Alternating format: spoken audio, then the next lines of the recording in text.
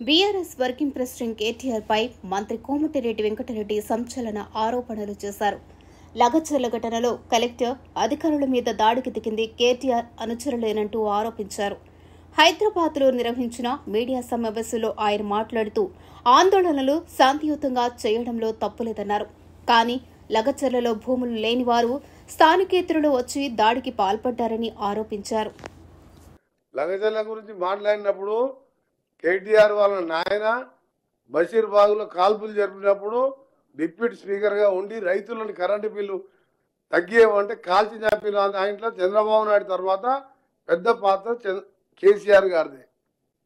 లగచర్ల చేసిన సురేష్ అని ఆయన రేపు కేసు మైనర్ అమ్మాయిని రేపు చేసి మర్డర్ కేసులలో నుండి బరాబర్ ఆ సురేష్ అంటుండు నా పార్టీ వాడే నా పార్టీ అని చెప్పిండంటే నాయన కేటీఆర్ నీకు దండం.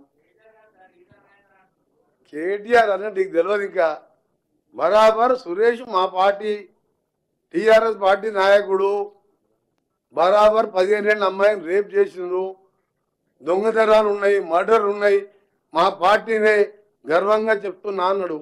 అందుకనే దండం చెప్తున్నా కేటీఆర్కు.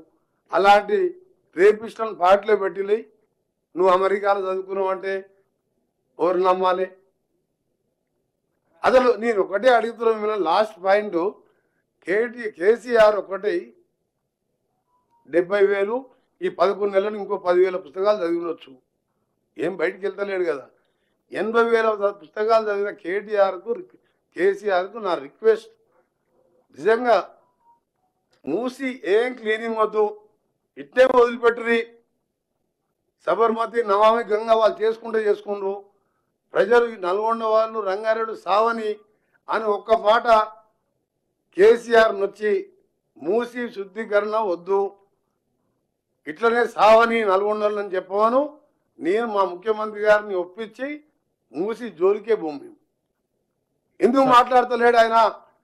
ఆయన అంతా మేధావి. ఒకటే చెప్తున్నా సీరియస్గా, మీరు మా మినిస్టర్లు ఎవరు అడగలే, ఇప్పటికీ మా ముఖ్యమంత్రి గారు కూడా అడగలే. నేను అడుగుతున్నా కేసీఆర్ గారు, నువ్వు అడుగు, మూసి ముట్టుకోకరి మీరు. నల్గొండలు చావని ఈ pharma industries, metals, drainage, fluoride, వాళ్ళ బతుకులు ఎటుపోయినా ఏం కాదు, దగ్గర పోతుందని కేసీఆర్ చెప్పమని చెప్పని మేము పోయి మా ముఖ్యమంత్రి గారిని బదిలాడతాం. మేము మా సావుడేదో మేము సస్తాం. కేసీఆర్ వద్దంటుండగా అంత పెద్ద మేధావే వద్దంటుండు, బంద్ చేయని చెప్తాం సార్.